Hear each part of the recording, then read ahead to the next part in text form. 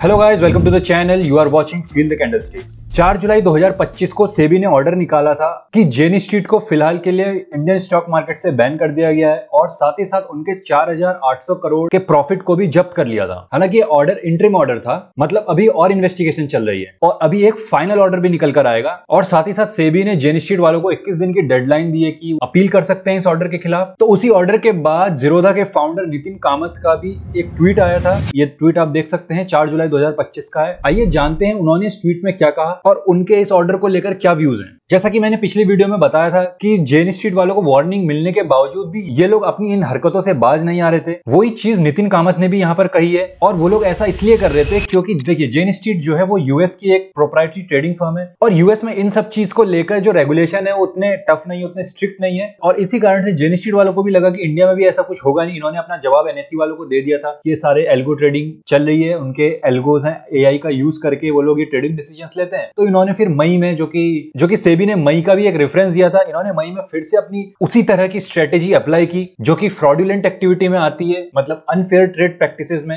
As per SEBI. तो नितिन कामत ने यहाँ पर यूएस मार्केट का जिक्र करते हुए कहा है कि जो यूएस का मार्केट है वहां पर तो इससे भी खतरनाक चीजें कुछ कुछ चलती हैं जिनसे रिटेल ट्रेडर्स को बिलियंस ऑफ डॉलर का चूना लगाया जाता है। वहां यूएस में ऐसी क्या क्या चीजें हैं, एक है डार्क पूल्स और दूसरा है ऑर्डर फ्लो और बाकी भी लूपहोल्स हैं, लेकिन इन दोनों का इन्होंने खास करके जिक्र किया है। डार्क पूल्स एक ऐसी चीज है जिसमें रिटेल ट्रेडर्स या फिर जो नॉर्मल हमारे जैसे स्टॉक एक्सचेंज है इंडिया में एनएससी बीएसई, वैसे यूएस में स्टॉक एक्सचेंज है एनवाईएससी और नैस्डैक, वहां पर जो रिटेल पार्टिसिपेंट्स हैं उनको पता नहीं लगता है कि बैकग्राउंड में कहां बल्क ट्रेड हो रही है और ब्लॉक ट्रेड हो रही है। देखिए, जब शेयर्स की हैवी ट्रेडिंग होती है तो इसको दो पार्ट्स में कैटेगराइज किया गया है इंडिया में खासकर। एक होती है हमारी बल्क डील्स और दूसरी होती है हमारी ब्लॉक डील्स। अगर कोई इन्वेस्टर किसी कंपनी के शेयर्स में ट्रेडिंग कर रहा है और वो जो शेयर्स की वो ट्रेड करने वाला है वो कंपनी के टोटल इक्विटी शेयर के 0.5% के बराबर है या उससे ज्यादा है, तो उस इन्वेस्टर को इस चीज को लेकर पब्लिक को इन्फॉर्म करना होता है और स्टॉक एक्सचेंजेस को भी इन्फॉर्म करना होता है। और वहीं दूसरी चीज होती है ब्लॉक डील। ये भी, इसका भी मतलब होता है जब किसी कंपनी के शेयर्स की हैवी ट्रेडिंग हो रही है लेकिन यहाँ पर एक अमाउंट फिक्स की गई है, जैसे कि अगर शेयर्स की जो ट्रेडिंग हो रही है अगर वो टोटल उसकी वैल्यू 10 करोड़ से ज्यादा है तो वो हमारी ब्लॉक डील्स की कैटेगरी के अंदर आएगी। ब्लॉक डील्स के लिए क्या होता है, दो स्पेशल विंडो ओपन होती है। एक होती है मॉर्निंग विंडो जो कि हमारी चलती है 8:45 से 9 बजे तक, और दूसरा होता है हमारा आफ्टरनून का सेशन जो कि होता है 2:05 से लेकर 2:20 तक का, यानी कि 15-15 मिनट के यहाँ पर दो सेशन चलते हैं। जो मॉर्निंग सेशन होता है उसमें जो प्राइस, जिस प्राइस पर ये ब्लॉक डील होगी,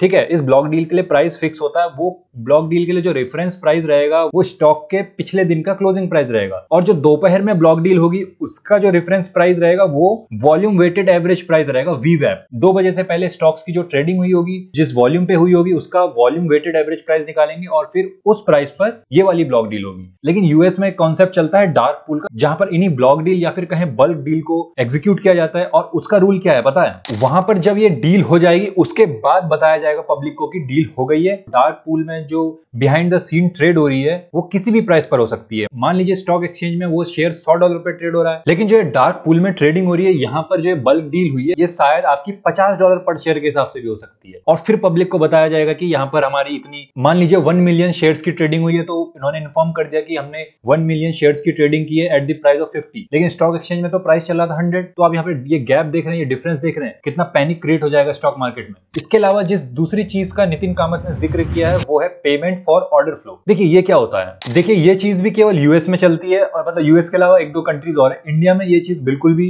लीगल नहीं है, इसकी परमिशन सेबी ने नहीं दी है। अक्सर हमने भी जीरो ब्रोकरेज वाले ब्रोकर्स का नाम सुना होगा, लेकिन जो यूएस में जीरो ब्रोकरेज वाले ब्रोकर्स हैं उनका एक रेवेन्यू सोर्स है पेमेंट फॉर ऑर्डर फ्लो। आपने बिड आस्क टेबल जरूर देखी होगी। बिड होता है जो प्राइस बायर बोलता है और आस्क प्राइस वो होता है जो प्राइस सेलर बोलता है। मतलब बिड प्राइस वो होता है जो कोई बायर जिस प्राइस पर खरीदना चाहता है और आस्क प्राइस वो प्राइस होता है जिस प्राइस पर कोई सेलर सेल करना चाहता है। तो इन दोनों के बीच में अगर डिफरेंस जो होता है उसको बोला जाता है बिड आस्क स्प्रेड। मान लीजिए आप 100 शेयर्स खरीदना चाहते हैं और आप जो वो प्राइस एक्सपेक्ट कर रहे हैं वो प्राइस है हमारा $101.02। जैसे इंडिया में स्टॉक मार्केट का रेगुलेटर है सेबी, यानी कि securities and exchange board of India, वैसे ही यूएस में स्टॉक मार्केट्स का रेगुलेटर है US securities securities and exchange commission, basically इसको बोला जाता है SEC, securities and exchange commission. तो वहां उन लोग की क्या चीज चलती है, उन लोगों का रेगुलेशन है कि जो ब्रोकर्स हैं उन लोग को इन्वेस्टर के ऑर्डर्स को national best bid and offer पर फिल करना होता है। देखिए ये दिखा है NBBO, national best bid and offer. तो ये इनकी रिस्पॉन्सिबिलिटी रहती है ब्रोकर्स वगैरह की कि वो जो यहाँ पर बायर्स हैं वो जिस प्राइस पर शेयर्स को चाह रहे हैं ब्रोकर्स उनको बेस्ट प्राइस ला कर दें।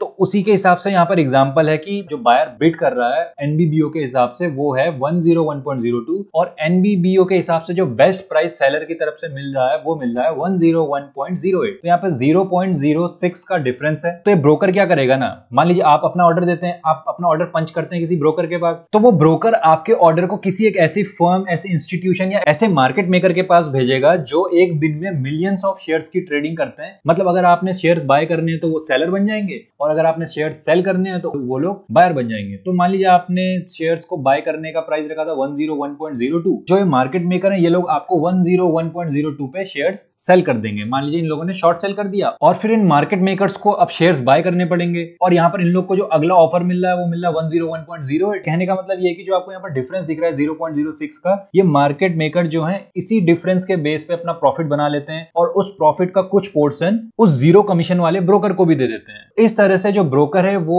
रिटेलर्स को जीरो कमीशन पे ट्रेडिंग करवा दे रहा है और खुद भी पैसा कमा ले रहा है और यहाँ पे मार्केट मेकर भी अपना पैसा कमा ले रहा है। तो इसी चीज को कहते हैं पेमेंट फॉर ऑर्डर फ्लो। यहाँ पर जो ब्रोकर है वो ऑर्डर फ्लो को चेंज कर दे रहा है और उसी के हिसाब से पैसा भी कमा रहा है। तो ये सब चीजें यूएस में चलती हैं और यूएस में बिल्कुल लीगल है, लेकिन इंडिया में ये सब चीजें बिल्कुल भी अलाउड नहीं है। न यहाँ पर डार्क पूल चलता है, न यहाँ पर पेमेंट फॉर ऑर्डर फ्लो चलता है। तो इसके अलावा जो नितिन कामत ने जो चीज कही है, जिस चीज के कारण ये अपसेट है कि जेन स्ट्रीट जैसी बड़ी बड़ी प्रोप्राइटरी ट्रेडिंग फर्म्स यहाँ पर अब बैक ऑफ कर लेंगी, शायद वो इंडिया में अपनी ट्रेडिंग ना करें, उसका मेन कारण है वॉल्यूम्स। उनका कहना है कि prop trading firms like Jane Street account for nearly 50% of options trading volume. मतलब जो ऑप्शंस ट्रेडिंग में जो वॉल्यूम आ रहा है करीब करीब 50% वॉल्यूम तो इनकी तरफ से आ रहा है। और जेन स्ट्रीट एक अकेली प्रोप्राइटरी ट्रेडिंग फर्म नहीं है, इंडिया में बहुत सारी प्रोप्राइटरी ट्रेडिंग फर्म्स हैं जो ट्रेडिंग करती हैं, जैसे कि Citadel Securities, IMC trading, Optiver, Millennium वगैरह वगैरह। काफी सारी foreign prop trading desk India में ऑपरेट करती हैं। तो नितिन कामत कहते हैं कि जेन स्ट्रीट जैसी बाकी भी प्रोप्राइटरी ट्रेडिंग फर्म्स अगर इंडिया में अपना ट्रेडिंग करना बंद करती तो देखिए यहाँ पर रिटेल की एक्टिविटी है केवल और केवल 35% और 65% 60% जो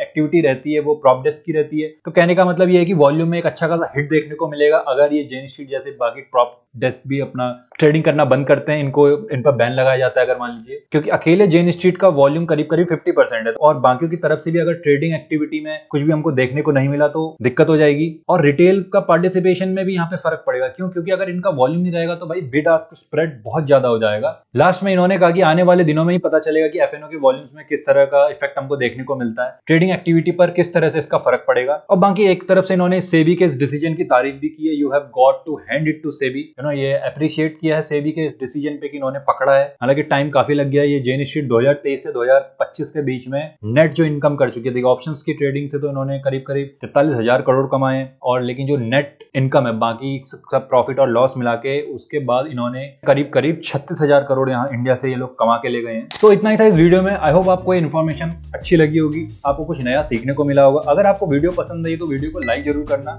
और अगर चैनल पर आप नए हैं तो प्लीज चैनल को सब्सक्राइब भी करिए। मैं मिलता हूँ आपसे किसी और वीडियो में। Thanks for watching, bye.